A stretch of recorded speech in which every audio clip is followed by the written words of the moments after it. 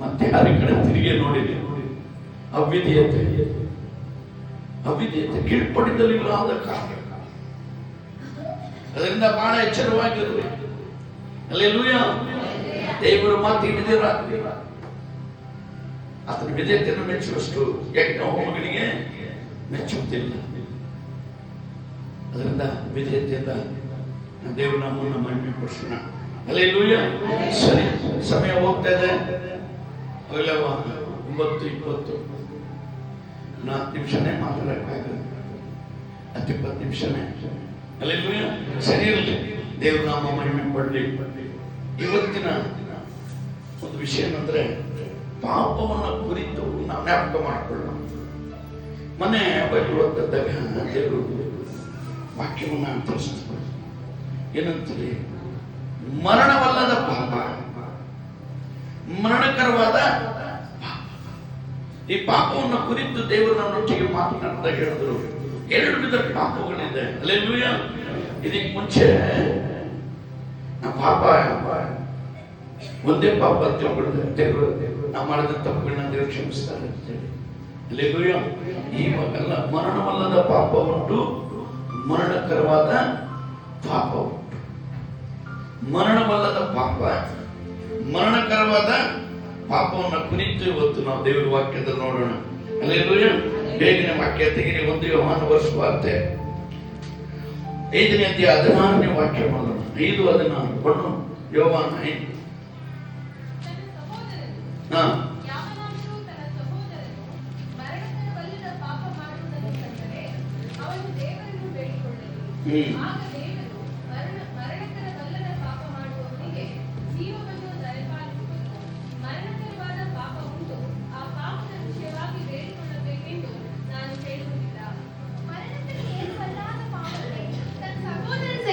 ஒருவன் கண்டால் அவன் வேண்டுதல் செய்ய கடவன். அப்பொழுது அவனுக்கு ஜீவனை கொடுப்பார். யாருக்கென்றால் மரணத்துக்கு ஏதுவல்லாத பாவத்தை செய்தவர்களுக்கே மரணத்துக்கு ஏதுவான பாவம் உண்டு. அதை குறித்து வேண்டுதல் செய்ய நான் சொல்லேன். ஆமென். ஹல்லேலூயா.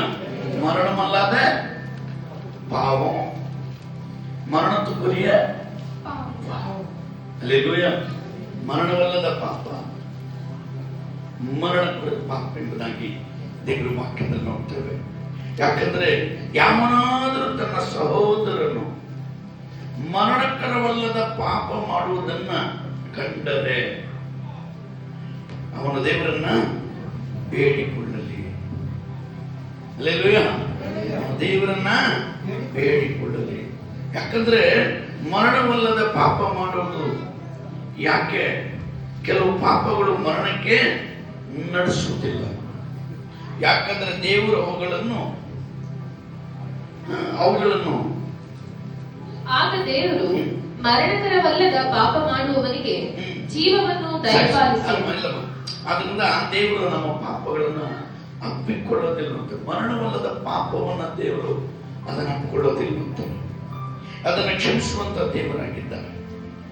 ಹಲ್ಲೆಲೂಯಾ. ಯಾಕಂದ್ರೆ ಕೆಲವು ಪಾಪ ಇದನ್ನ, ಕೆಲವೊಂದು ಪಾಪ ದೇವರು ಅಯ್ಯೋ ತಪ್ಪು ಮಾಡಿದಂತ ದೇವರು ತಿಳಿಯಲಂತೆ. ಮರಣವಲ್ಲದ ಪಾಪವನ್ನ ಆತನು ಕ್ಷಮಿಸುವುದಕ್ಕೆ ಶಕ್ತನಾಗಿದ್ದಾನೆ. ಹಲ್ಲೆಲೂಯಾ.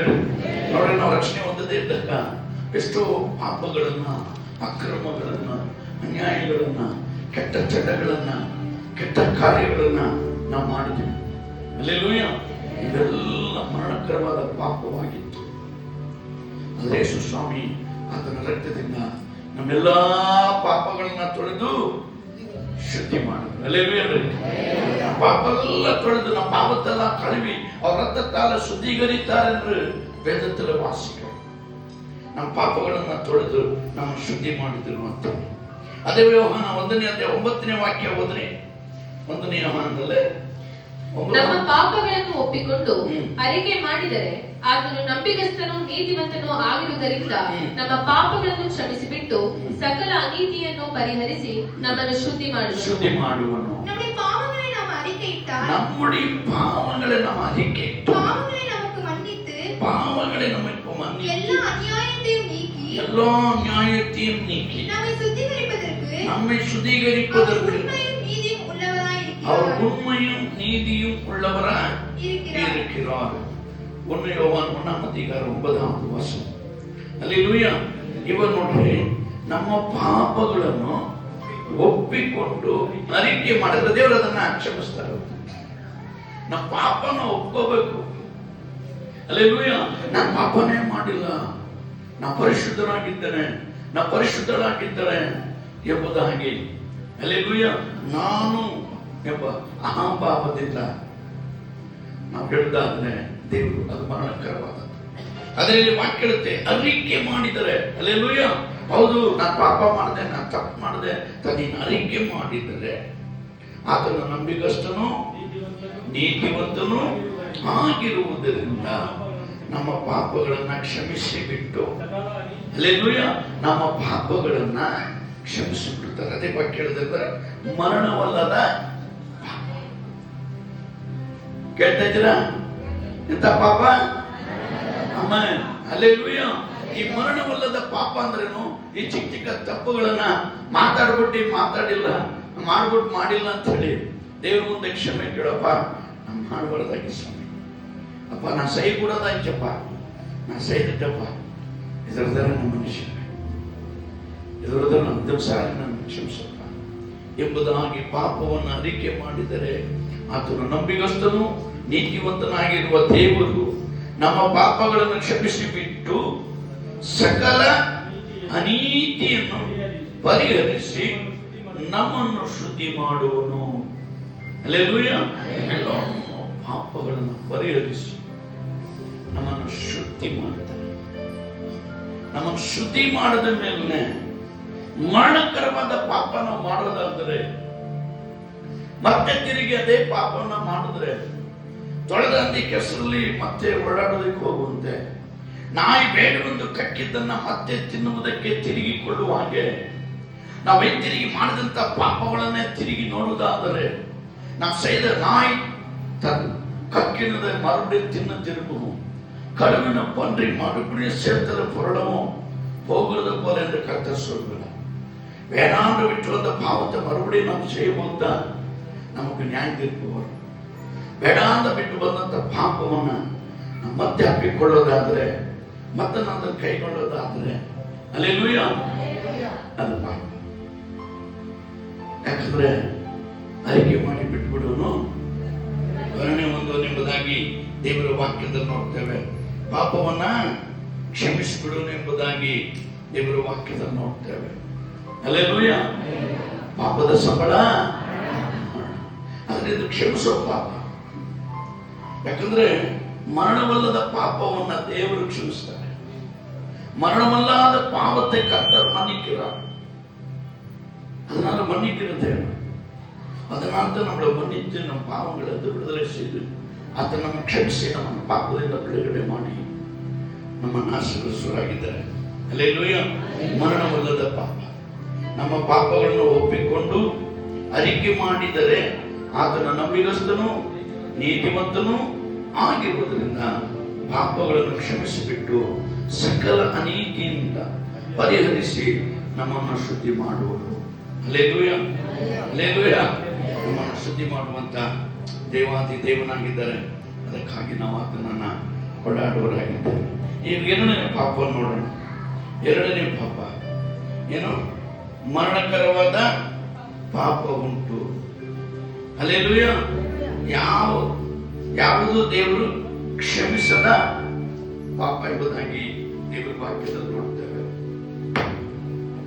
ನಮ್ಮ ಕ್ಷಮಿಸಿದ ಪಾಪ ಕ್ಷಮಿಸೋದಿಲ್ಲ ಎಂಬುದಾಗಿ ವಾಕ್ಯದಲ್ಲಿ ನೋಡ್ತೇವೆ. ಯಾವ ಪಾಪನ ದೇವರು ಕ್ಷಮಿಸೋದಿಲ್ಲಂತೆ. எந்த பாவத்தை கர்த்தர் மன்னிக்க மாட்டார். அல்லேலூயா. ಒಂದು ವಾಕ್ಯ ಓದಿಕೊಳ್ಳೋಣ. ಮತ್ತಾಯ ಸುವಾರ್ತೆ 12ನೇ ಅಧ್ಯಾಯ 31ನೇ ವಾಕ್ಯ ಓದೋಣ. மத்தாய 12:31. ஆதலால் நான் உங்களுக்கு சொல்லுகிறேன், எந்த பாவமும் எந்த தூஷணமும் மனுஷருக்கு மன்னிக்கப்படும், ஆவியானவருக்கு விரோதமான தூஷணமோ மனுஷருக்கு மன்னிக்கப்படுவதில்லை. ஆமென். ஆவியானவருக்கு தூஷணமான வார்த்தை அது மன்னிக்கப்படாது. மரணಕರமான ಮರಣத்தின் ಪಾವನ ಎಂದು ವೇದದಲ್ಲಿ ವಾಕ್ಯ ಕನ್ನಡದಲ್ಲಿ ಆದ ಕಾರಣ ನಿಮಗೆ ಹೇಳುತ್ತೇನೆ, ಮನುಷ್ಯರು ಮಾಡುವ ಪ್ರತಿಯೊಂದು ಪಾಪಕ್ಕೂ ದೂಷಣೆಗೂ ಕ್ಷಮಾಪಣೆ ಉಂಟಾಗುವುದು. ಆದರೆ ಪವಿತ್ರಾತ್ಮನ ದೂಷಣೆಗೆ ಕ್ಷಮಾಪಣೆ ಇಲ್ಲ. ಪವಿತ್ರಾತ್ಮನಿಗೆ ವಿರೋಧವಾಗಿ ನೀನು ಮಾತನಾಡುತ್ತ ಒಂದು ವಿಷಯದಲ್ಲಿ ಒಂದು ಪ್ರವಾದನೆ ಬರುತ್ತೆ ಅಂತ ಇಟ್ಕೊಡು. ಆ ಪ್ರವಾದನೆಯನ್ನ ನೀನು ಹೀಯಾಳಿಸ್ತೆ ಅಂದ್ರೆ ಅದು ಪವಿತ್ರಾತ್ಮನ ದುಃಖಪಡಿಸಿದಾಗ ஒரு தீர்க்கதரிசன வார்த்தை வருதுன்னா அது நீ கேவலமா பேசினா அது கேவலமா எடுத்துனா சாபம் நமக்குதான். அல்லேலூயா, அல்லேலೂಯಾ. ವಾಕ್ಯಕ್ಕೆ ವಿಧೇಯರಾಗಿ ದೇವರು ಮಾತನಾಡುವ ಮಾತಿಗೆ ವಿಧೇಯತೆಯಿಂದ ನಾವು ಜೀವಿಸುವರಾಗಿ ಕಾಣಲ್ಪಡಬೇಕು. ಯಾಕಂದ್ರೆ ಪ್ರವಾದನೆ ಮೂಲಕ ದೇವರನ್ನ ಮುಚ್ಚಿಗೆ ಯಾಕಂದ್ರೆ ಮಾತಾಡಿರೋ ಸತ್ಯವಿದೆಲ್ಲ ಪ್ರವಾದಿಗಳ ಮೂಲಕ ಪ್ರವಾದನೆ ಮೂಲಕನೇ ನಮ್ಮ ಮುಚ್ಚಿಗೆ ಮಾತನಾಡ್ತಾ ಇದ್ದಾರೆ. ಅದರಿಂದ ಪವಿತ್ರಾತ್ಮನಿಗೆ ವಿರೋಧವಾಗಿ ಅಂದ್ರೆ ಪವಿತ್ರಾತ್ಮ ದೂಷಣೆಗೆ ಏನಿಲ್ವಂತೆ ಕ್ಷಮಾಪಣೆ. ಇದೆ ಮರಣಕರವಾದ ಪಾಪ, மரணத்தின் பாவம் இதான். சாங்கத்துக்கு ஒரு பாவத்தை செய்யனா பரிசுத்தாவின் விரோதமா நீ பேசினா செத்து போடுவார். பரலோகத்தில் இடமே கிடையாது. பரலோக ராஜ்யத்தில் நீ ಸ್ಥಳ ಇಲ್ಲ ಎಂಬುದಾಗಿ ವಾಕ್ಯದಲ್ಲಿ ನೋಡ್ತೇವೆ. ಅದರಲ್ಲಿ 32ನೇ ವಾಕ್ಯ ನೋಡೋಣ. எவனாகிலும் மனுஷகுமாரனுக்கு விரோதமான வார்த்தைகளை சொன்னால் அது அவனுக்கு மன்னிக்கப்படும். எவனாகிலும் பரிசுத்த ஆவிக்கு விரோதமாய் பேசினால் அது இம்மையிலும் மறுமையிலும் மன்னிக்கப்படுவதில்லை. இம்மையிலும் ಇಹಲೋಕದಲ್ಲೂ ಇಮ್ಮೈಲೂ ಮರುಮೈಲೂ ಮನ್ನಿಕಪಡಲ್ಲ. ಯಾವನಾದರೂ ಮನುಷ್ಯಕುಮಾರನಿಗೆ ವಿರೋಧವಾಗಿ ಮಾತಾಡಿದರೆ ಅದು ಅವನಿಗೆ ಕ್ಷಮಿಸಲ್ಪಡುವುದು. ಪವಿತ್ರಾತ್ಮನಿಗೆ ವಿರೋಧವಾಗಿ ಮಾತನಾಡಿದರೆ ಅವನಿಗೆ ಇಹದಲ್ಲಾಗಲಿ ಪರದಲ್ಲಾಗಲಿ ಕ್ಷಮಿಸಲ್ಪಡುವುದಿಲ್ಲ. ಹಲ್ಲೆಲೂಯಾ. ಯೇಸು ಸ್ವಾಮಿಯನ್ನ ಏನ್ ಬೇಕಾದ್ರೂ ಮಾತಾಡಿದ್ರು ಕ್ಷಮೆ, ಯಾಕಂದ್ರೆ ಕ್ಷಮಿಸುತ್ತೇವೆ. ಅಪ್ಪ இவனை ಕ್ಷಮಿಸಪ್ಪ ಅಂತೇಳಿ ಕಲ್ವಾರಿ ಶಿಬಿರ ಜೀವ ಬಿಟ್ಟಂತ தெய்வாந்தித்தேன். மன்னிக்கிறப்பா, இவர்கள் என்னதென்று தெரிய செய்யாது அறியாமல் செய்கிறார்கள், மன்னியும் என்று மன்னிப்பு ಕೇಳ್ತು. ಇವರು ಏನ್ ಮಾಡ್ತಾರೆ ಗೊತ್ತಿಲ್ಲಪ್ಪ, ಇವರನ್ನು ಕ್ಷಮಿಸುವುದಾಗಿ ಕ್ಷಮೆ ಕೇಳಿದಂತ ಯೇಸು ಸ್ವಾಮಿಗೆ ವಿರೋಧವಾಗಿ ಯಾರು ಏನೇ ದೂಷಣೆ ಮಾತಾಡೋದು, ಯೇ ಸ್ವಾಮಿ ತನಿಗೆ ಕಾಪಾಡಿಕೊಳ್ಳಕ್ಕಾಗಲಿಲ್ಲ, ಸುಮ್ಮನೆ ಶಕ್ತಿ ಇಲ್ಲದೆ ಬಲ ಇಲ್ಲದೆ ದೇವ್ರ ಅಂತೇಳಿ ಆ ಶಿಲ್ಬೆಲ್ ಸತ್ತೋದ್ರು ಅಂತ ಏನಾದ್ರೂ ನಾವು ಮಾತಾಡಿದ್ರು ಯೇ ಸ್ವಾಮಿ ನಮ್ಮನ್ನು ಕ್ಷಮಿಸಿಬಿಡ್ತಾರೆ. ಅಲ್ಲೇಲೂಯಾ. ಕ್ಷಮೆ ಉಂಟು. ಯಾವನಾದ್ರೂ ಮನುಷ್ಯಕುಮಾರನಿಗೆ ವಿರೋಧವಾಗಿ ಮಾತಾಡಿದರೆ ಅದು ಅವನಿಗೆ ಕ್ಷಮಿಸಲ್ಪಡುವುದು. ಆದರೆ ಪವಿತ್ರಾತ್ಮನಿಗೆ ವಿರೋಧವಾಗಿ ಮಾತಾಡಿದರೆ ಅವನಿಗೆ ಇಹದಲ್ಲಾಗಲಿ ಪರದಲ್ಲಾಗಲಿ ಅಲ್ಲಿಗೆ ಪಾಪದ ಸಂಬಳ ಮರಣಕರವಾದ ಪಾಪ. ಇದು ದೇವರಿಗೆ ವಿರೋಧವಾಗಿ ಪರಿಶುದ್ಧಾತ್ಮನಿಗೆ ವಿರೋಧವಾಗಿ ನೀನು ಮಾತಾಡೋದಾದರೆ ಮರಣಕರವಾದ ಪಾಪ. ಅಲ್ಲೇನ್ರಿ? ಪಾಪದ ಸಂಬಳ ಪಾಪ ಮಾಡುವಂತ ಆತ್ಮ ಬೆಂಕಿ ಗಂಧಕದ ಕೆರೆಯಲ್ಲಿ ಬೇಯ್ತಾ ಇರುತ್ತೆ. ಯುಗ ಯುಗಾಂತರ, ಒಂದಿನ 2 ದಿನ, ಯುಗ ಯುಗ. ಅದರಿಂದ ನಾವು ಬಹಳ ಎಚ್ಚರ ವಹಿಸಿ ಪಾಪ ಮಾಡಬೇಕು. ಅಲ್ಲೇಲೂಯಾ. ಏನ್ ಮಾಡ್ಬೇಕು? ಅಯ್ಯೋ, ಹುಷಾರಾಗಿದ್ದೀರ? ಅಲ್ಲೇಲೂಯಾ. ಏನ್ ಮಾಡ್ಬೇಕು? ಪಾಪ ಹಾಗೆ ಹುಷಾರಾಗಿ ಮಾಡ್ಬೇಕು. ಪಾಪ ಮಾಡದಂಗಿರ್ಬೇಕು, ಆದ್ರೆ ಪಾಪ ಇರಬಾರ್ದು. ಅಲ್ಲೇಲೂಯಾ. பாவம் செய்தவனா பாவமா இருக்க கூடாது. அப்படி சரிங்களா? அல்லேலூயா. ಚಿಕ್ಕ ಪಾಪ ಆದ್ರೂ ಪಾಪನೇ, ದೊಡ್ಡ ಪಾಪ ಆದ್ರೂ ಪಾಪನೇ. ಪಾಪನೇ, ಮರಣಕರವಾದ ಪಾಪ. ಅಲ್ಲೇಲೂಯಾ. ಇಂಥ ಪಾಪ ಅಂದ್ರೆ ಮರಣಕರವಾದ ಪಾಪ ಎಂಬುದಾಗಿ ದೇವರ ವಾಕ್ಯದಲ್ಲಿ ನೋಡ್ತೇವೆ. ಮರಣಕರವಾದ. ಅದಕ್ಕೆ ಇಬ್ರಿಯವರ ಪತ್ರಿಕೆಗಳ ಒಂದು ವಾಕ್ಯ ಓದ್ಕೊಳ್ಳೋಣ. ಇಬ್ರಿಯದಲ್ಲಿ ದೇವರ ವಾಕ್ಯ ನಡೆಯುತ್ತೆ ಅಂತ ಹೇಳಿ 2ನೇ ಅಧ್ಯಾಯ 3ನೇ ವಾಕ್ಯ. முதலாவது கர்த்தர் மூலமாய் அறிவிக்கப்பட்டு பின்பு அவரிடத்தில் கேட்டவர்களாலே நமக்கு உறுதியாக்கப்பட்டது. ನಮ್ಮ ಮುಂದಿಟ್ಟಿರುವ ಈ ಅತ್ಯಂತ ವಿಶೇಷ ರಕ್ಷಣೆಯನ್ನು ನಾವು ಅಲಕ್ಷ್ಯ ಮಾಡಿದರೆ ತಪ್ಪಿಸಿಕೊಳ್ಳುವುದು ಹೇಗೆ? ಇದು ಕರ್ತನಿಂದ ಮೊದಲು ಹೇಳಲ್ಪಟ್ಟಿತು, ಆತನಿಂದ ಕೇಳಿದವರು ಇದನ್ನು ನಮಗೆ ಸ್ಥಿರಪಡಿಸಿದರು. ಆಮೆನ್. ಹಲ್ಲೆಲೂಯಾ. ಇಲ್ಲಿ ಏನು ಹೇಳುತ್ತೆ? ಈ ಅಂತ್ಯದ ವಿಷಯ, ವಿಶೇಷ ರಕ್ಷಣೆಯನ್ನು ನಾವು ಅಲಕ್ಷ್ಯ ಮಾಡಿದರೆ ತಪ್ಪಿಸಿಕೊಳ್ಳುವುದು ಹೇಗೆ ಅಂದ್ರೆ, ಅಲ್ಲಿ ರಕ್ಷಿಸಿಕೊಟ್ಟಿದ್ರು ಚಿಕ್ತಾನ ರಕ್ಷಣೆ ಹೊಂದಿದ್ದೀನಿ ಬಿಡು ಅಂತೇಳಿ ನೀನು ಅಲಕ್ಷ್ಯ ಮಾಡಿ ನೀನ್ ಪಾಪ ಮಾಡೋದಾದ್ರೆ ಮರಣಕರವಾದ ಅಲ್ಲೆಲ್ಲೂಯ ಪಾಪ. ಅಲಕ್ಷ್ಯ ದೇವ್ರು ಇಷ್ಟಪಡಲ್ಲ. தமிழ்ல சொல்லுமா? முதலாவது கர்த்தர் மூலமாய் அறிவிக்கப்பட்டு பின்பு அவரது கேட்டவர்களாலே நமக்கு உறுதியாக்கப்பட்டது. நாம அடையாளங்களினாலும் அற்புதங்களினாலும் பலவிதமான இரண்டாவது வார்த்தை, ஏனெனில் தேவதூதர் மூலமாய் சொல்லப்பட்ட வசனத்திற்கு விரோதமான எந்த செய்கைக்கும் கீழ்ப்படியாமைக்கும் நீதியான தண்டனை வரத்தக்கதாக அவருடைய வசனம் உறுதிப்படுத்தப்பட்டிருக்க. ಆಮೆನ್. ಹಲ್ಲೆಲೂಯಾ. ವಚನ ಉறுதிಪಟ್ಟು ಅದರಿಂದ ವಾಕ್ಯ ಹೇಳುತ್ತೆ ಏನಂತ ಹೇಳಿ, ಈ ಅತ್ಯಂತ ವಿಶೇಷ ರಕ್ಷಣೆಯನ್ನ, ಅತ್ಯಂತ ವಿಶೇಷವಾದ ರಕ್ಷಣೆಯನ್ನ ನಮಗೆ ದೇವರು ಕೊಟ್ಟಿದ್ದಾರೆ. ರಕ್ಷಣೆ ಹೊಂದಿದ್ದೀರಾ? ರಕ್ಷಿಸಲ್ಪಟ್ಟಿದ್ದೀರಾ? ರಕ್ಷಣೆ ಹೊಂದಿದ್ದೀರಾ? ಹಲ್ಲೆಲೂಯಾ. ಅದೊಂದು ವಿಶೇಷವಾದದ್ದು. ದೇವರ ನಮಗೆ ಕೊಡಲ್ಪಟ್ಟಂತ ವಿಶೇಷವಾದ ರಕ್ಷಣೆ. ಅದು ದೇವನಾಗಿ ಕೊಡಲ್ಪಟ್ಟ ವಿಶೇಷವನ್ನ ರಕ್ಷಿಪದು. ನಾವು ರಕ್ಷಣೆಯನ್ನು ನಾವು ಅಲಕ್ಷ್ಯ ಮಾಡಿದರೆ ತಪ್ಪಿಸಿಕೊಳ್ಳುವುದು ಹೇಗೆ? ಇದು ಕರ್ತನಿಂದ ಮೊದಲು ಹೇಳಲ್ಪಟ್ಟಿದ್ದು, ಆತನಿಂದ ಕೇಳಿದವರು ಇದನ್ನು ನಮಗೆ ಸ್ಥಿರಪಡಿಸಿದರು. ಫಸ್ಟ್ ಕೇಳಿದ್ರು ರಕ್ಷಣೆ ಅದು ಪವಿತ್ರವಾದದ್ದು, ಅದು ಬಲವಾದದ್ದು. ಕೇಳಿನೇ ಇಬ್ರಿಯರ ಪತ್ರಿಕೆಯಲ್ಲಿ ನಮಗೋಸ್ಕರ ಬರೆದಿಟ್ಟಿದ್ದಾರೆ. ಹಲ್ಲೆಲೂಯಾ.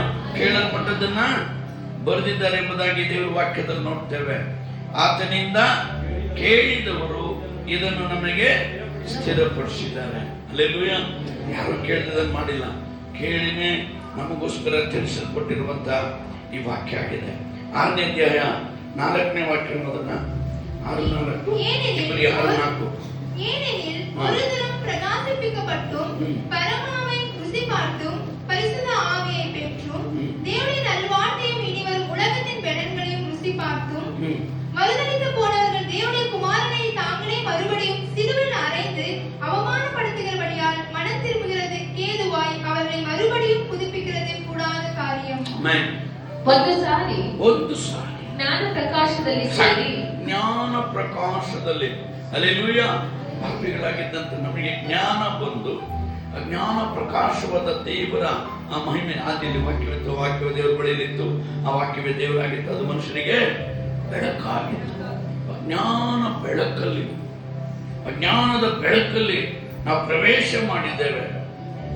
ಸೇರಿ ಪರಲೋಕದಿಂದಾದ ದಾನದ ಅನುಭವವನ್ನು ಹೊಂದಿದೆ. ಅಂದ್ರೆ ಪವಿತ್ರಾತ್ಮ ವರಗಳು, ಫಲಗಳನ್ನ ದೇವರು ನಮಗೆ ದಾನವಾಗಿ ಕೊಟ್ಟಿರುವಂತ ಆ ದಾನವನ್ನ ಹೊಂದಿ ಪವಿತ್ರಾತ್ಮದಲ್ಲಿ ಪಾಲುಗಾರರಾಗಿ ದೇವರ ವಾಕ್ಯದ ಶ್ರೇಷ್ಠತೆಯನ್ನು, ದೇವರ ವಾಕ್ಯದ ಶ್ರೇಷ್ಠತೆಯನ್ನು, ಮುಂದಣ ಯುಗದ ಮಹತ್ವವನ್ನು ಅನುಭವಿಸಿ ಸಾಕರೆ.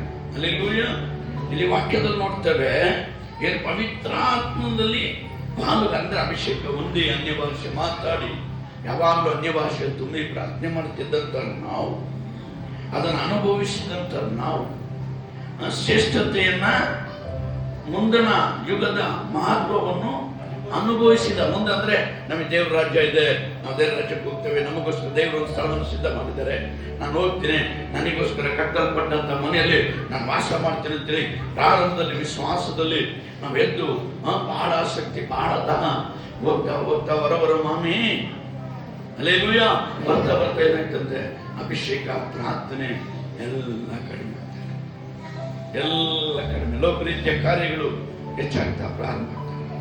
ಲೋಕರೀತಿಯ ಆಸೆಗಳು, ಆಕಾಂಕ್ಷೆಗಳು ನಮ್ಮನ್ನು ಎಳಿತಾ ಇರ್ತವೆ, ಸೆಳಿತಾ ಇರ್ತವೆ. ಹಲ್ಲೆಲೂಯಾ. ಅದನ್ನು ಅನುಭವಿಸಿದಂತ ಅನುಭವಿಸಿದವರು ಹಲ್ಲೆಲೂಯ ಭ್ರಷ್ಟರಾದರೆ. ಇವಾಗ ನೀ ಪಾಪಿ ಆಗ್ಬಿಟ್ಟಪ್ಪ, ನೀ ಪಾಪ ಮಾಡಿದೆ, ನೆಗ್ಲೆಕ್ಟ್ ಮಾಡಿದೆ, ಪಾಪ ಮಾಡಿದೆ ಅಂತ ತಪ್ಪಿಲ್ಲ, ಒಂದು ತಪ್ಪು ಮಾಡಿದ್ರೆ ಹೇಳ್ತೇನೆ. ನನ್ನ ಹೆಂಡತಿಗಿಂತ ಇವಳು ಭಾರಿ ಚೆನ್ನಾಗಿದ್ದಾಳೆ ಅಮ್ಮ ಅಂತ ನೀನು ನೋಡೋದಾದ್ರೆ, ನನ್ನ ಗಂಡನಿಗಿಂತ ಭಾರಿ ಚೆನ್ನಾಗಿದ್ದಾನಂತ ನೀನು ನೋಡೋದಾದ್ರೆ ಹಲ್ಲೆಲೂಯ. ಇದು ಸುಮ್ಮನೆ ಒಂದು ಉದಾಹರಣೆ. ಈ ರೀತಿ ಅನೇಕ ಪಾಪ ಕಾರ್ಯಗಳಿದೆ. ಅಲ್ಲಿ ನೀನು ಭ್ರಷ್ಟರಾದ್ರೆ, ನೀನು ರಕ್ಷಣೆ ಹೊಂದಿ ದೀಕ್ಷಾಸ್ಥಾನ ತಗೊಂಡು ಪವಿತ್ರಾತ್ಮ ಅಭಿಷೇಕ ಹೊಂದಿ ಪವಿತ್ರಾತ್ಮದಿಂದ ನಡೆಸಲ್ಪಟ್ಟಂತ ನೀನು ಭ್ರಷ್ಟರಾದರೆ ಹಲ್ಲೆಲೂಯ, ಅವರಲ್ಲಿ ತಿರುಗಿ ಮಾನಸಾಂತರ ಹುಟ್ಟಿಸುವುದಕ್ಕೆ ಅಸಾಧ್ಯವಾದ. ಏನ್ ಬ್ರದರ್ ತಪ್ಪು ಮಾಡ್ಬಿಟ್ಟಲ್ರಿ, ರಕ್ಷಣೆ ಹೊಂದಿ ದೀಕ್ಷಾಸ್ಥಾನ ತಗೊಂಡು ಪವಿತ್ರಾತ್ಮನ ಅಭಿಷೇಕ ಹೊಂದಿ ಏನೋ ಹೆಂಡತಿ ಸಿಟ್ಟಾಗ ಮಾತಾಡಿದ್ರೆ ಮತ್ತೆ ಕುಡಿದ್ಬಿಟ್ಟಿದ್ದೆಲ್ಲಪ್ಪ. ಇಲ್ಲಪ್ಪ ಅಷ್ಟೇ ತಲೆ ಕಟ್ಟೋಯ್ತು, ಅದಕ್ಕೆ ಕೊಡ್ತಾರೆ, ಅದಕ್ಕೆ ತಲೆ ಕಟ್ಟೋಯ್ತು. ಬಿಡಿ ಪಾಸ್ಟರ್ ನನ್ನ ಗಂಡ ಸರಿಯಿಲ್ಲ, ಅದಕ್ಕೆ ನಾನು ಹಳೆ ಚಾಳಿಗೆ ಹೋಗ್ಬಿಟ್ಟೆ. ಭ್ರಷ್ಟರಾದ್ರೆ ಮರುಬಿಡಿ ನೀ ಪಾಪ ಸೈದಿಯಾನ. ಮತ್ತೆ ನೀ ಪಾಪ ಮಾಡೋದಾದ್ರೆ ಅಲ್ಲೆಲ್ರಿ ಅಲ್ಲೆಲ್ಲೂಯ, ಅದು ಪರಿಹಾರ ಎಲ್ಲಿಂದ ತರೋದು? ಯಾರು ಪರಿಹಾರ ಮಾಡೋದು? ಅದಕ್ಕೆ ಪರಿಹಾರ ಎಲ್ಲಿ ಹುಡುಕೋದು? ಒಂದ್ಸಲನೇ ಪರಿಹಾರ ಹುಡುಕಿದ್ವಿ. ಯೇಸುವಿನ ರಕ್ತ ಎಲ್ಲಾ ಪಾಪಗಳನ್ನ ತೊಳೆದು ಶುದ್ಧಿ ಮಾಡಿ ಆಯ್ತು. ಅಲ್ಲೆಲ್ರಿ ನೀನ್ ಪಾಪ ಅಲ್ಲ, ತೊಳೆದು ಬಿಟ್ರು. ಕಡು ಕೆಂಪಾಗಿದ್ರು ಇಬ್ಬನಿಯಾಗಿ ಬೆಳ್ಳಗೆ ಮಾಡುತ್ತೇನೆ, ಹಿಮದಾಗಿ ಬೆಳ್ಳಗಿದ್ರು, ಹತ್ತಿರ ಮುನ್ನೆ ಹತ್ತೆ ಬೆಳ್ಳಗೆ ಮಾಡ್ತೇನೆ ಅಂತ ಹೇಳಿದ್ರು. ಎಲ್ಲ ಬೆಳ್ಳಗೆ ಮಾಡಿ ಶುದ್ಧ ಮಾಡಿ ನಮ್ಮನ್ನ ಪವಿತ್ರವಾದ ಜೀವಿತದಲ್ಲಿ ದೇವರಾತ್ಮದಿಂದ ಅಭಿಷೇಕಿಸಲ್ಪಟ್ಟು ವರಗಳಿಂದ ಫಲಗಳಿಂದ ತುಂಬಿಸಲ್ಪಟ್ಟು ನಮ್ಮನ್ನು ನಡೆಸಿದಂತ ದೇವರಿಗೆ ವಿರೋಧವಾಗಿ ನಾವು ಭ್ರಷ್ಟರಾದ್ರೆ ಅದೇ ಮರಣಕರವಾದ ಪಾಪ. ಹೇಳ್ರಿ, ಮರಣಕರವಾದ ನೋಡ್ರಿ. ಸೌಲನ ಕುರಿತು ನಾವು ದೇವರ ವಾಕ್ಯದಲ್ಲಿ ನೋಡುವಾಗ ಈಗ ಅದು ಆಲೋಚನೆ ಬಂತು, ಮುಂದೆ ಬಂದಿಲ್ಲ. ಸೌಲ ಏನ್ ಮಾಡ್ದ? ಯುದ್ಧಕ್ಕೆ ಬಂದ್ಬಿಟ್ಟಿದ್ದಾರೆ ಅಂತ ಹೇಳಿ ಸೇವಕರು ಬರೋದಕ್ಕೆ ಮುಂಚೆನೆ ಅವನೇ ಪ್ರಾರ್ಥನೆ ಮಾಡಿ ಅವನೇ ಬಲಿ ಕೊಟ್ಟು ಯಜ್ಞ ಮಾಡಿ ಯುದ್ಧಕ್ಕೆ ಸಿದ್ಧ. ಸೇವಕರು ಬರೋ ತಡ ಆಯ್ತು. ಸೇವಕರು ಬಂದ್ರೆ ಎಲ್ಲ ಮುಗ್ದು, ಏನಪ್ಪ ಎಲ್ಲ ನೀನೇ ಮಾಡ್ಬಿಟ್ಟಿದ್ದ, ನೀನ್ ಬರಕ್ ಲೇಟ್ ಆಯ್ತು, ಅದಕ್ಕೆ ಎಲ್ಲ ನಮಗೆ ಸಾಯಿಸ್ಬಿಡ್ತಾರೆ, ಏನಾಗ್ಬಿಡುತ್ತೆ ಅಂತೇಳಿ ನಾನೇ ಬಲಿಯನ್ನು ಅರ್ಪಿಸಿದೆ. ಅಲ್ಲೇ ಹೇಳು. ಆಗ ದೇವರು ಹೇಳ್ತಾರೆ, ಹೇಳು ನೀನು ರಾಜ್ಯವನ್ನ ಕಿತ್ತು ಇನ್ನೊಬ್ಬರಿಗೆ ಕೊಟ್ಟಿದ್ದೀನಿ ಅಂತ. ಅವ್ನು ರಾಜ್ಯ ತಪ್ಪಡಿಗೆ ಇನ್ನೊಂದು ಕೊಡ್ತಾರ. ಅಲ್ಲೆಲ್ಲೂಯ, ಅವ್ನ ರಾಜ್ಯವನ್ನ ಕಿತ್ತು ಇನ್ನೊಬ್ಬರಿಗೆ ಕೊಡಕ್ಕಾಗ್ತದೆ. ಆದ್ರೆ ಸೌಲ ಸಾಯವರೆಗೂ ರಾಜನಾಗೆ ಇದ್ದ. ಅಲ್ಲೆಲ್ಲೂಯ, ಅವನು ಯಾವ ದೇವರು ಅವನಿಗೆ ಯಾವ ಮಾತನ್ನು ಹೇಳಿಲ್ಲ, ಯಾವ ಆಲೋಚನೆ ಕೊಡಲಿಲ್ಲ, ಅವನು ಯಾವ ರೀತಿಯೂ ನಡೆಸಲಿಲ್ಲ. ಕೈ ಬಿಟ್ಬಿಟ್ರು ಅಂದ್ರೇನು? ನಮ್ಮನ್ನು ಕೈ ಬಿಡ್ತಾರೆ. ನಾವು ಇರ್ತೀವಿ, ನಾವು ಆಯುಷ್ ಮುಗಿಯೋವರೆಗೂ ಭೂಮಿಯಲ್ಲಿ ಇರ್ತೀವಿ. ವೇದನೆಗಳು, ಕಷ್ಟಗಳು, ನಿಂದೆಗಳು, ಅವಮಾನಗಳು ಪಟ್ಟು, ನೋವು ಪಟ್ಟು, ಬಾಧೆ ಪಟ್ಟು, ನರಳಿ ಮರಣಕರವಾದ ಪಾಪದ ಸಂಬಳ ಮರಣಕ್ಕೆ ಹೋಗ್ತಿರುವುದಾಗಿ ದೇವರ ವಾಕ್ಯದಲ್ಲಿ ನೋಡ್ತಾ ಇದ್ದೇವೆ. ಅಲ್ಲೆಲ್ಲೂಯ. ಅದರ ಕೆಳಗಡೆ ನಡುತ್ತಂದ್ರೆ ಅವರಲ್ಲಿ ತಿರುಗಿ ಮಾನಸಾಂತರನ್ನು ಹುಟ್ಟಿಸುವುದು ಅಸಾಧ್ಯ. ಏನು ನೀವು ದೇವ್ರ ಕಡೆ ಬರ್ರಿ, ಪಶ್ಚಾತ್ತಾಪ ಪಡ್ರಿ, ಕ್ಷಮೆ ಕೇಳ್ರಿ, ದೇವ್ರು ಕ್ಷಮಿಸ್ಬಿಡ್ತಾರೆ. ದೇವ ಮನ್ನಿಸರು ನಿಮ್ಮ ಆನಂದಿದ್ರು ಆಂಡ್ರಗಿಟ್ಟವಾ ನಾ ಪಳೆತನ ಹುಟ್ರು ஏதோ தவறா இச்சா மன்னிப்பு கேட்டு விட்டு விட மாட்டோம், ಬಿಡೋದಿಲ್ಲ. ಅಲ್ಲೆಲ್ರಿ ಬಿಡಕ್ಕೆ ಬರಲ್ಲ. ನಾನು ಪ್ರಾಣದ ರಕ್ಷಣೆ ಹೊಂದಿದ್ದಂಥ ಸಮಯದಲ್ಲಿ ಅವರಿಗೆ ಒಬ್ಬರದ ರಕ್ಷಣೆ ಹೊಂದಿದ್ದು ನನಗೆ ಮುಂಚೆ ರಕ್ಷಣೆ ಹೊಂದ್ಬಿಟ್ಟು ಅವ್ರು ಮತ್ತೆ ಪಾಪದಲ್ಲಿ ಸಿಕ್ಕಾಕೊಂಡು ಕುಡಿತಾ ಇದ್ರು. ಅವರನ್ನ ನನಗೆ ಹೇಳೋದು, ಬ್ರದರ್ ನಮ್ಮ ತಮ್ಮನ ಹತ್ರ ಸ್ವಲ್ಪ ಮಾತಾಡ್ರಿ, ಅವನ್ನ ಕುಡಿತಾ ಇದ್ದಾನೆ. ಅಲ್ಲೆಲ್ಲೂಯ ಮಾತಾಡಿದೆ. ಯಾಕೆ ಬ್ರದರ್ ರಕ್ಷಣೆ ಹೊಂದಿ ದೇವ್ರ ಮಗಳು ಅಂತೀರಾ, ಹೋಗಿಂತ ಕೆಲಸ ಮಾಡ್ಬಿಟ್ರಲ್ರಿ, ಇವಾಗಲೇ ಏನು ಮುಳುಗೋಗಿಲ್ಲಪ್ಪ, ಕ್ಷಮೆ ಕೇಳ್ಬಿಡು, ಬಿಟ್ಬಿಡು. ಅಲ್ಲೆಲ್ಲೂಯ ಸಾಯವರೆಗೂ ಬಿಡ್ಲೆ, ಅದರಲ್ಲೇ ಮುಳುಗೋಗ್ತಾರೆ.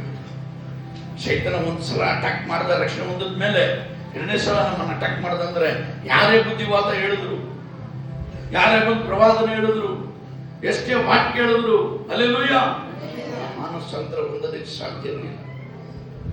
ಮಾನಸಾಂತರ ಹೊಂದೋದಕ್ಕೆ ಅಸಾಧ್ಯ ಎಂಬುದಾಗಿ ದೇವರ ವಾಕ್ಯದಲ್ಲಿ ನೋಡ್ತೇವೆ. ನೋಡ್ರಿ 6ನೇ ವಾಕ್ಯ, ಅವರಲ್ಲಿ ತಿರುಗಿ ಹೋದ್ರೆ ಎಲ್ಲರೂ ಮಾನಸಾಂತರವನ್ನು ಹುಟ್ಟಿಸುವುದು ಅಸಾಧ್ಯ. ನೀವು ಎಷ್ಟಾದ್ರೆ ಹೇಳಿ ದೇವ್ರ ಅವ್ರ ರಕ್ಷಣೆ ಹೊಂದಿರ್ತಾರೆ. ಅವ್ರು ಬಿದ್ದೋದ್ರಂತೆ ಮತ್ತೆ ಎದ್ದೋಳ, ಸಿಕ್ಕಾಕೊಂಡ್ಬಿಟ್ರೆ ಮತ್ತೆ ಹೊರಗೆ ಬರೋದಿಕ್ಕಾಗುತ್ತೆ. ಅಲ್ಲೇಲೂಯಾ. ಅದು ನಮ್ಮನ್ನು ಬಿಡಲ್ಲ. ಮಹತ್ಕರವಾದಷ್ಟು ನಾವು ಪಾಪ ನಮ್ಮನ್ನು ಹಾಕಿ ಕಟ್ಟಿದ್ಬಿಡುತ್ತೆ.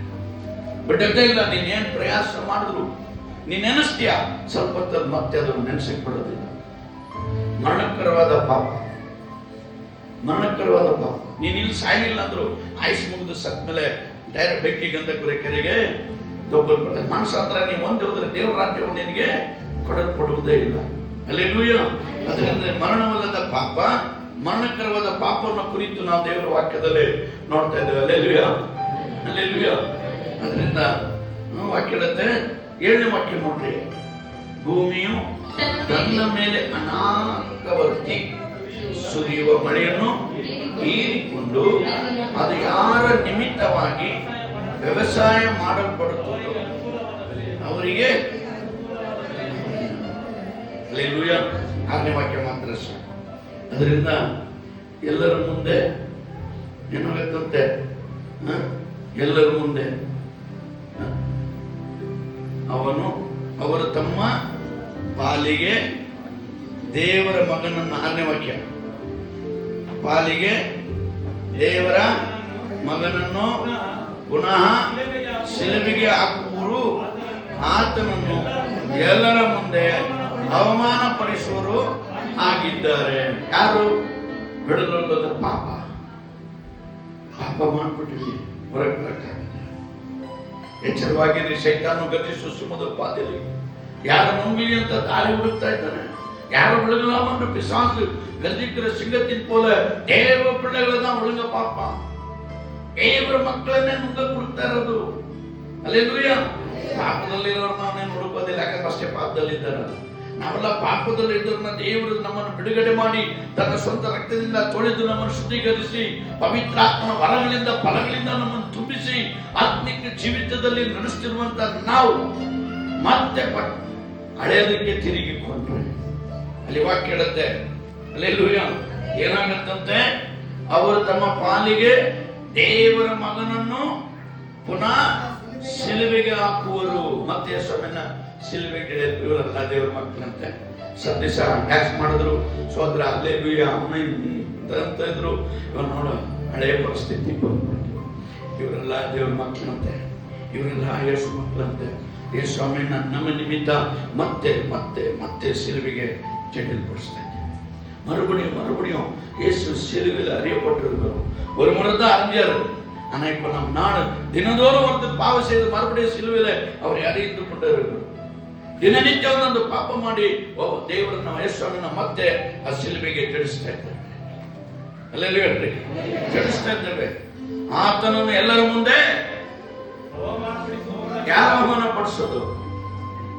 ಯಾರು ಅವಮಾನ ಪಡಿಸೋದು? ನಾವೇ. ಅಲ್ಲೆಲ್ಲೂಯಾ. ನೀ ಬೇಕಂತ ತಪ್ಪು ಮಾಡಿ, ಬೇಕಂತ ಪಾಪ ಮಾಡಿ, ಬೇಕಂತ ಅಕ್ರಮ ಮಾಡಿ, ಬೇಕಂತ ಕೆಟ್ಟ ಮಾತುಗಳನ್ನ ಆಡಿ, ಬೇಕಂತ ದೂಷಣೆ ಮಾತಾಡಿ, ಬೇಕಂತ ಚಾಡಿ ಹೇಳ್ಕೊಂಡು, ಬೇಕಂತ ನೀನು ಜೀವಿತವನ್ನ ನಡೆಸೋದಾದ್ರೆ ನಿನ್ನ ನಿಮಿತ್ತ ಯೇಸುಸ್ವಾಮಿಗೆ ಅವಮಾನ ಬರುತ್ತೆ. ಅಲ್ಲೆಲ್ಲೂಯಾ. ಯೇಸುಸ್ವಾಮಿನ ಅವಮಾನ ಕೊಡುವಂತೆ ನಾವು ನಡ್ಕೊಳ್ತಾ ಇದ್ದೇವೆ. ನಮ್ಮ ಮಕ್ಕಳೇ ನಮಗೆ ಅವಮಾನ ಬರಂಗ್ ಮಾಡೋದು ಏನ್ ಮಾಡ್ತೇಳ್ರಿ? ಏನ್ ಮಾಡ್ತೇವೆ? ಹೂವಿನಾರ ಹಾಕಿ, ಹಬ್ಬ ಗುಡ್, ನನ್ನ ಮಗ ನನಗೆ ಅವಮಾನ ಪಡಿಸ್ಬಿಟ್ಟ, ನನ್ನ ಮಗಳು ನನಗೆ ಅವಮಾನ ಪಡಿಸ್ಬಿಟ್ಲು, ಯಾರು ಹಾಕ್ರ ನನ್ನ ಮಗಳಿಗೆ ಸ್ವೀಟು ಕೇಕ್ ಎಲ್ಲ ತಂದ್ಕೊಡ್ರಿ, ನನ್ನ ಮಗಳು ತಿನ್ನ ಅಂತ ಹೇಳ್ತೀವ? ಏನ್ ಹೇಳ್ತೀವಿ? ಬೇಗ ಮಾತಾಡ್ರಿ, ಏನ್ ಹೇಳ್ತೀವಿ? ನಾನು ಮನೆ ಬಾಗಿಲು ಖಾಲಿ ಇಡ್ಬೇಡ, ನನ್ನ ಗುರಿ ಮುಗಿಯೋದೆ ಕೊಡ್ತಾ ಇತ್ತು. ಯಾವಾಗ ನಮ್ಮನ್ನು ಅವಮಾನ ಪಡಿಸ್ತೋ, ಯಾವಾಗ ನಮ್ಮ ಬಂಧುಗಳಿಗೆ ಜನರ ಮುಂದೆ ನಮ್ಮನ್ನು ಅವಮಾನ ಪಡಿಸಿದ್ಮೇಲೆ ನಾವು ವ್ಯತ್ಯಾಸ. ಅದೇ ರೀತಿ ನೀ ದೇವರನ್ನು ಅವಮಾನ ಪಡಿಸೋದಾದ್ರೆ, ಯೇಸುವಿಗೆ ಅವಮಾನ ಉಂಟಾಗುವಂತೆ ಮಾಡುವುದಾದ್ರೆ ಮರಣಕರವಾದ ಪಾಪ, ಮರಣಕರವಾದ ಪಾಪ. ಎಚ್ಚರ ವಹಿಸಿದ ದೇವರ ಮಕ್ಕಳನ್ನ ನಾವು ಅಲೆಗೇಳ್ರಿ, ಎಚ್ಚರಿಕೆಯಿಂದ ಇರಬೇಕು. ಅಪ್ಪ, ನನ್ನ ನಿಮಿತ್ತ ನಿನ್ನ ನಾಮ ಅವಮಾನ ಹೊಂದಬಾರ್ದಪ್ಪ. ಎನ್ ನಿಮಿತ್ತ ನಾಮ ಅವಮதிக்கப்படக்கூடாது ஆண்டவரே. நிமித்தம் உங்களுடைய நாமம் தூஷிக்கப்படக்கூடாது. ನನ್ನ ನಿಮಿತ್ತ ನಿನ್ನ ನಾಮ ದೂಷಣೆ ಆಗಬಾರ್ದು ಸ್ವಾಮಿ. ಅಲ್ಲೇಲೂಯಾ. ಯಾಕೆಂದ್ರೆ ಪಾಪ ನಮ್ಮನ್ನು ಆವರಿಸಿಕೊಳ್ತಾರೆ, ಪಾಪ ನಮ್ಮನ್ನು ಹಿಡಿದುಕೊಳ್ತಾರೆ. ಅದಕ್ಕೆ ಮತ್ತೆ ಮತ್ತೆ ಸಿಲುಬೆಯಲ್ಲಿ ಯೇಸುವಿನ ಹಾಕ್ತಾ ಮತ್ತೆ ಮತ್ತೆ ಅವರನ್ನ ಅವಮಾನ ಪಡಿಸ್ತಿದ್ದೇವೆ. ಅವಮಾನ ಪಡಿಸ್ತದೆ ಸುಮ್ಮನೆ ಇರ್ತಾರ? ಅಲ್ಲೇಲೂಯಾ. ನನ್ನ ಪ್ರೀತಿ ಮಗಳು ನನ್ನನ್ನು ಅವಮಾನ ಪಡಿಸ್ತಿದೆ, ನನ್ನ ಪ್ರೀತಿಯ ಮಗ ನನಗೆ ಅವಮಾನ ಪಡಿಸ್ತಾ ಇದೆ ಅಂತ ಕುದುರೆಯಲ್ಲಿ ಕೂರಿಸಿ ಮನೆ ಊರೆಲ್ಲ ತಿರುಗಿಸ್ತಾರೆ, ಮೆರವಣಿಗೆ ಮಾಡ್ತಾರ? ಇಲ್ಲ, ಕ್ಷಮಾಪಣೆ ಇಲ್ಲ, ಕ್ಷಮಾಪಣೆ ಇಲ್ಲ. ಅಲ್ಲೇಲೂಯಾ. ದೇಹದಲ್ಲಾಗಲಿ ಮನದಲ್ಲಾಗಲಿ ಕ್ಷಮಾಪಣೆ ಇಲ್ಲ ಅಂತದಾಗಿ ದೇವರ ವಾಕ್ಯದಲ್ಲಿ ನೋಡ್ತೇವೆ. ಅಲ್ಲೇಲೂಯಾ. ಸಮಯ ಇಲ್ಲ, ಅನೇಕ ವಾಕ್ಯಗಳಿದೆ. ಚಿತ್ತವಾದರೆ ಬರುವ ನಾವು ಉಳಿದದ್ದನ್ನ ಜ್ಞಾಪಕ ಮಾಡಿಕೊಳ್ಳೋಣ. ದೇವರ ವಾಕ್ಯವನ್ನ ಆಶೀರ್ವದಿಸಲಿ. ನಾವೆಲ್ಲರೂ ಮೊಣಕಾಗೋಣ. ಕೇಳಿದ ವಾಕ್ಯಕ್ಕೋಸ್ಕರ ಒಬ್ಬರು ಪ್ರಾರ್ಥನೆ ಮಾಡಿ.